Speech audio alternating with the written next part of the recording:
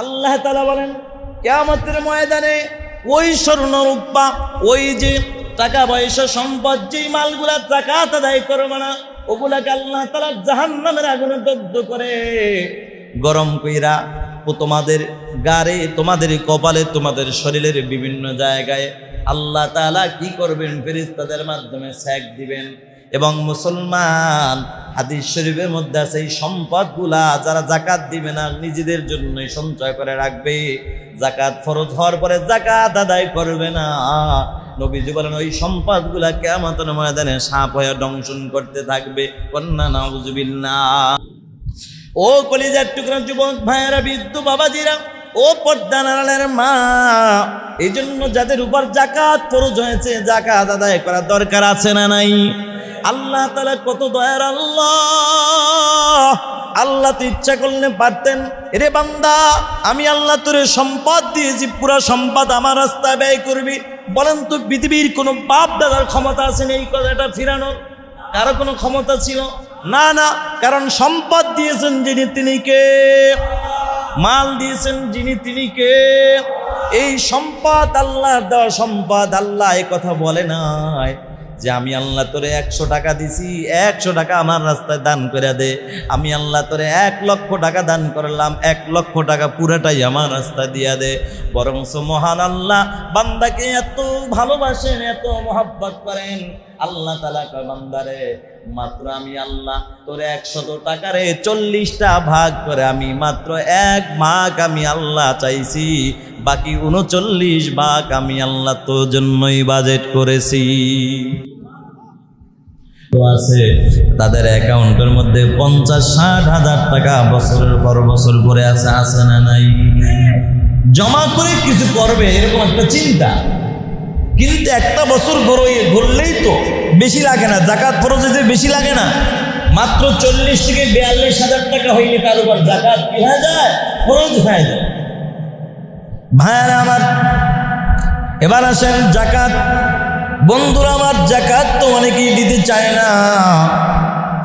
যাকাত না দিতে চাইয়া ঘুরায় ফিরায় নিজেই খাওয়ার চেষ্টা করে, এমন লোক আছে না নাই? কিন্তু এরা মনে করতেছে আমার আল্লাহকে ফাঁকি দেয় না। না, এরা আল্লাহকে ফাঁকি দেয় না, বরঞ্চ নিজেকেই নিজে ফাঁকি দেয়। কথা ঠিক না বেঠিক?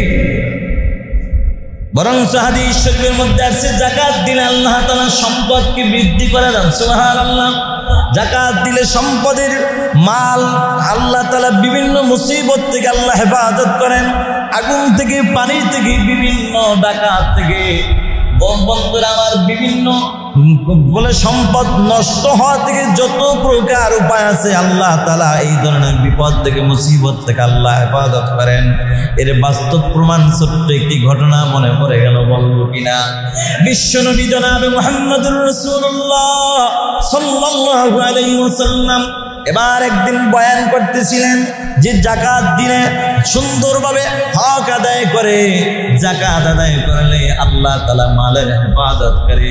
এই মাল হেফাজত করার জিম্মাদার হয়ে যান যিনি তিনি কে? মহান আল্লাহ তাআলা নিজেই জিম্মাদার হয়ে যান। ওই মাল কোনোদিন ডাকাইতে ডাকাত নজর দিয়ে কিছু করতে পারে না, ডাকাইতে আক্রমণ করতে পারে না। ও বন্ধুরা আমার, আগুন, পানি, বিভিন্ন জিনিস নষ্ট হয় না, তবে মানব যাকাত দিলেই হবে না, একই সাথে যাকাত দিতে হবে বিশ্বাস নিয়া, আল্লাহর উপর ভরসা করে। আমলটা শুধুমাত্র যদি আল্লাহর জন্যই হয়, কসম আল্লাহর, মহান আল্লাহ আপনাকে ফিরাইয়া দিবে না। আপনার ইখলাস ওয়ালা আমলটাকে আল্লাহ তাআলা কবুল করিয়া আপনার এই সামান্য যাকাত দেওয়াটাকে আল্লাহ তাআলা খুশি হইয়া আপনার পুরা আমলের হেফাজতের দায়িত্ব নিয়ে নিবেন যিনি তিনি কে? আর জোরে বলেন তিনি কে? বন্ধুরা আমার, মাহে রমজান মাস, আর একবার আল্লাহকে ডাক দিয়ে বলেন না আল্লাহ, একটু মায়া লাগায় বলেন না আল্লাহ। বন্ধুরা আমার, দেহের সাথে সম্পর্কিত যত ইবাদত আছে সবচেয়ে বড় ইবাদতের নাম কি? নামাজ। কি নাম? নামাজ। এবং মাল এবং সম্পদের সাথে সম্পর্কিত যত ইবাদত আছে সব ইবাদতের মধ্যে সবচেয়ে বড় ইবাদতের নাম হলো যাকাত, ঠিক কি না? এই যাকাতের বিষয়ে বিশ্বনবী জনাবে মুহাম্মদুর রাসূলুল্লাহ সাল্লাল্লাহু আলাইহি ওয়াসাল্লাম যাকাতের বয়ান করতেছিলেন। যাকাত দিলে এরকম লাভ হবে, যাকাত দিলে মালের বরকত কমবে না, বরঞ্চ বরকত বাড়িয়ে দিবেন যিনি তিনি কে? আবার সম্পদের হেফাজত করবেন যিনি তিনি কে? যাকাত দিলে সম্পদের হেফাজতকারী হয়ে যায় আল্লাহ। এই বয়ান করতেছেন, এক ইহুদি মহিলা রাস্তা দিয়ে হেঁটে যায়, তার কানে আওয়াজটা চলে গেল। আল্লাহর বান্দি বিধর্মী ইহুদি মহিলা চিন্তা করলো যে এটা তো মুহাম্মদ সাল্লাল্লাহু আলাইহি ওয়াসাল্লামের জবানের কথা, এটা মিথ্যা হতে পারে না। কন্যা সুবহানাল্লাহ। এবার ইহুদি কি করলো? আল্লাহর নবী জনাবে মুহাম্মদুর রাসূলুল্লাহ সাল্লাল্লাহু আলাইহি ওয়াসাল্লামের জবানের বয়ান শুনে তিনি যা হিসাব করে করে তার মালের যাকাত আদায় করে দিলেন। সুবহানাল্লাহ। এবার অন্য লোকরা ডাক দিয়া বলতেছে, কি ব্যাপার, তুমি কি মুসলমান হইলা নাকি? কয় না না। বলে তাহলে যাকাত আদায় করলাম। বলে যাকাত আদায় করেছি। নবী মুহাম্মদ সাল্লাল্লাহু আলাইহি ওয়াসাল্লাম বলেছেন যে যাকাত দিলে নাকি মালের হেফাজতকারী হয়ে যায় আল্লাহ। তাহলে আমার তো কত মাল আছে, ব্যবসায় আছে, আমি মালের যাকাত দিয়া দিলাম। বলে মুহাম্মদ যেহেতু এই কথা বলছে তাহলে মিথ্যা হতে পারে না। এমন একজন ব্যক্তির জবান থেকে আমি কথাটা শুনেছি যিনি কোনোদিন মিথ্যা কথা বলে না। সুবহানাল্লাহ। ঈমান আনে নাই কিন্তু নবীর প্রতি বিশ্বাস ছিল, তিনি মিথ্যা কথা বলে না। সুবহানাল্লাহ। ভাইরা আমার, এবার তিনি যাকাত আদায় করলেন। কিতাবে আসছে মদিনা থেকে সিরিয়ার পথে ব্যবসার উদ্দেশ্যে 100 উট নিয়ে রওনা হলো। ব্যবসায়ী কাফেলা, এভাবে কয়েকটা কাফেলা যাচ্ছিল, একসাথে যাচ্ছিল, আবার একসাথেই তারা ফিরলেন। কিন্তু ফেরার পথে ঘটনা ঘটে গেল, সব ব্যবসায়িক মাল নিয়ে যখন আসতেছিল ফেরার পথে তাদের টাকা পয়সা যা কিছু ছিল ডাকাতরা পথের থেকে ডাকাতি করে সব লুণ্ঠন করে নিয়ে গেল। কিন্তু একটু পরে এবার ইহুদি মহিলা চিন্তায় করলো যে মুহাম্মদ তো যে কথা বলছে, মুহাম্মদের কথা তো মিথ্যা হতে পারে না। আমার মন বলে সবার মাল ডাকাতি হইল, আমার মাল ডাকাতি হতে পারে না। আল্লাহর বান্দির ইয়াকিন বিশ্বাস ছিল, কিন্তু আমরা দান করি ঠিকই, আমাদের তো ইয়াকিন নাই, বিশ্বাস নাই। কথা কোন ঠিক কিনা? অথচ আল্লাহ তাআলা বলেন মান জাআ বিল হাসানাতি ফালাহু আশরু আমসালিহা। আল্লাহ তাআলা বলেন বান্দারে আমার রাস্তায় এক দিলে আমি আল্লাহ তোমাকে 10 দিয়ে দিব। আমাদের তো ইয়াকিন নাই। একটা ইহুদি মহিলা হয়েও ইয়াকিন বিশ্বাস করেছে, আর ইয়াকিন বিশ্বাসের ফল কি এসেছে সেটা বলতেছি। বিশ্বনবী মুহাম্মদুর রাসূলুল্লাহ সাল্লাল্লাহু আলাইহি ওয়াসাল্লামের কথা অনুযায়ী দান করলেন, যাকাত আদায় করে দিলেন। কিন্তু ব্যবসায়িক কাফেলা আসার পথে তাদের ব্যবসায়িক কাফেলার সব কাফেলা ডাকাতের আক্রমণের শিকার হয়েছে। কিন্তু ইহুদি মহিলার বিশ্বাস ছিল, ইয়াকিন ছিল, আমার দল, আমার ব্যবসা কখনো আক্রমণ হবে না। কাফের হওয়ার পরও তিনি ইয়াকিন রেখেছেন, শুধু নবীর কথাটা বিশ্বাস, নবীর কথার উপরে ইয়াকিন রেখেছেন, বিশ্বাস করেছেন। আল্লাহ তাআলাও তাকে বেইজ্জতি করেন নাই। বন্ধুরা আমার, একটু পরে তাকায়া দেখে 100 উট বোঝাই মাল ভর্তি কাফেলা, মহিলার ব্যবসায়িক কাফেলা, তারা সুন্দরভাবে ধীর গতিতে তারা ব্যবসায়িক কাজ শেষ করে আসতেছে। অবাক হয়ে গেল। এবার তাদের যে দায়িত্ব যিনি ছিলেন আমির, কি ব্যাপার, তোমাদের কি কোনো সমস্যা হয় না? দায়িত্বশীল ম্যানেজার ডাক দিয়া কয়, ম্যাডাম আমাদের সমস্যা হবে কিভাবে? হঠাৎ করে আমরা যখন আসতেছিলাম আর যখন ডাকাতি হইতেছিল ওই সময় আমাদের হঠাৎ করে যে 100 উটের মধ্যে একটা উট, যেই উটটা আমির উট, যেই উটটা সামনে ছিল, ওই উটটা হঠাৎ করে পাথরের চিপার মধ্যে পইরা আঘাত পাইয়া এমন ব্যথা পেয়েছে, উটটা বসে গেছে। আর আমির উট যেহেতু বসে গেছে, পিছনের বাকি 99টা উটও বসে গেছে। তারাও দাঁড়িয়েছিল, সামনে আগায় নাই।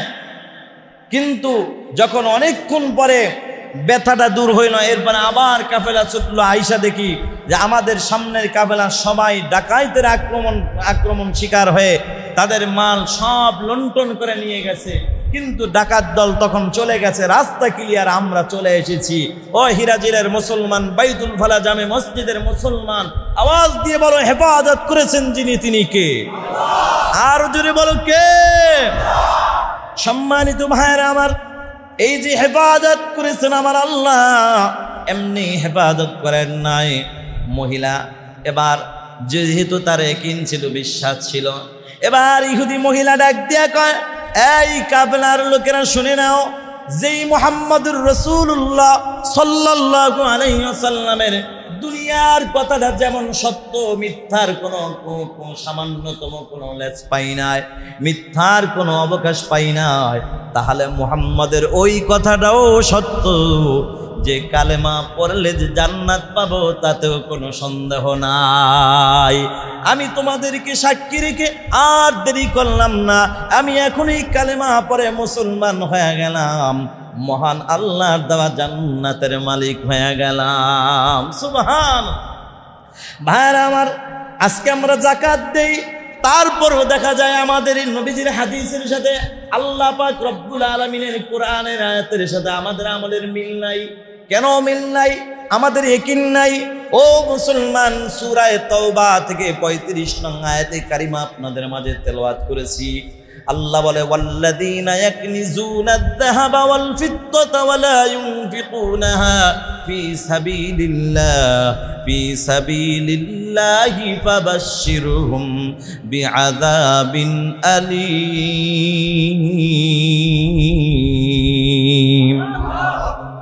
আল্লাহ তাআলা বলেন, হে নবী জানায় দেন, যারা স্বর্ণ রূপা এভাবে টাকা পয়সা যাকাত না দিয়া, দান সদকা না কইরা, আল্লাহ রাস্তায় ব্যয় না করে যারা এভাবে সঞ্চয় করতেছি, তাদেরকে ওই পরকালের শাস্তির সুসংবাদ দিয়া দেন।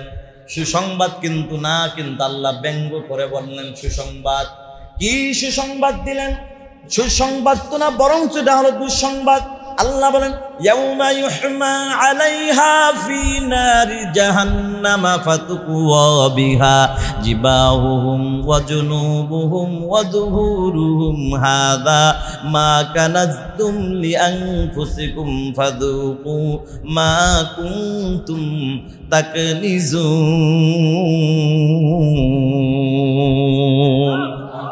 আল্লাহ তাআলা বলেন, কিয়ামতের ময়দানে ওই স্বর্ণ রূপা, ওই যে টাকা পয়সা সম্পদ, যেই মালগুলা যাকাত আদায় করবে না, ওগুলাকে আল্লাহ তাআলা জাহান্নামের আগুনে দগ্ধ করে গরম কইরা তোমাদের গাড়ে, তোমাদের কপালে, তোমাদের শরীরের বিভিন্ন জায়গায় আল্লাহ তাআলা কি করবেন? ফেরেশতাদের মাধ্যমে সেক দিবেন। এবং মুসলমান, হাদিস শরীফের মধ্যে আছে, এই সম্পদগুলা যারা যাকাত দিবে না, নিজেদের জন্যই সঞ্চয় করে রাখবে, যাকাত ফরজ হওয়ার পরে যাকাত আদায় করবে না, নবীজি বলেন ওই সম্পদগুলা কিয়ামতের ময়দানে সাপ হয়ে দংশন করতে থাকবে। কন্যা নাউযুবিল্লাহ। ও কলিজার টুকরা যুবক ভাইয়েরা, বৃদ্ধ বাবাজিরা, ও পর্দার আড়ালের মা, এই জন্য যাদের উপর যাকাত ফরজ হয়েছে, যাকাত আদায় করা দরকার আছে না নাই? আল্লাহ তাআলা কত দয়ার আল্লাহ! আল্লাহ তো ইচ্ছা করলে পারতেন, রে বান্দা, আমি আল্লাহ তোরে সম্পদ দিয়েছি, পুরো সম্পদ আমার রাস্তায় ব্যয় করবি। বলেন তো, পৃথিবীর কোনো বাপ দাদার ক্ষমতা আছে এই কথাটা ফিরানোর? কারো কোনো ক্ষমতা ছিল না? না, কারণ সম্পদ দিয়েছেন যিনি, তিনি কে? মাল দিয়েছেন যিনি, তিনি কে? এই সম্পদ আল্লাহর দেওয়া সম্পদ। আল্লাহ এই কথা বলে নাই যে আমি আল্লাহ তোরে 100 টাকা দিছি, 100 টাকা আমার রাস্তায় দান করে দে। আমি আল্লাহ তোরে 1 লক্ষ টাকা দান করলাম, 1 লক্ষ টাকা পুরাটাই আমার রাস্তায় দিয়া দে। বরং মহান আল্লাহ বান্দাকে এত ভালোবাসেন, এত মহব্বত করেন। আল্লাহ তাআলা কয়, বান্দারে, মাত্র আমি আল্লাহ তোরে 100 টাকারে 40টা ভাগ করে আমি মাত্র 1 ভাগ আমি আল্লাহ চাইছি। বাকি 39 ভাগ আমি আল্লাহ তোর জন্যই বাজেট করেছি। বন্ধুরা আমার, 40 ভাগের 1 ভাগ আল্লাহ কিন্তু বলতে পারতেন পুরাটাই দিবি, কারো ক্ষমতা ছিল? বন্ধুরা আমার, ও বন্ধু, আল্লাহ তাআলা ভালোবাসা বলছে মাত্র 40 ভাগের 1 ভাগ, মানে শতকরা মাত্র 2.5 টাকা। শতকরা যদি 2.5 টাকা হয় তাহলে বন্ধুরা আমার হাজারে কত কত 250 টাকা। বন্ধুরা আমার 1 লক্ষ টাকা আসে আপনার 2,500 টাকা নাকি? এভাবে হিসাব। ও বন্ধু, আল্লাহ তাআলা কত ভালোবাসেন। এই যাকাতটা কিন্তু আল্লাহ নিজের জন্য চান নাই। বন্ধুরা আমার, কেন চাইছেন? আপনার আমার উপকারের জন্য, ভালোর জন্য চেয়েছেন। অথচ আমরা যাকাত দেই না, আমরা দান সদকাও করি না। আল্লাহর দেওয়া সম্পদটাকে আমরা আল্লাহর রাস্তায় ব্যয় করতে ভয় পাই, না জানি কমে যায়, না জানি কমে যায়। বরং আল্লাহ বলেন মান জা বিল হাসানাতি ফালাহু আশরু আমসালিহা, আমার রাস্তায় দান করবি 1, আমি আল্লাহ তোরে দিব 10। জোরে কন্যা সুবহানাল্লাহ।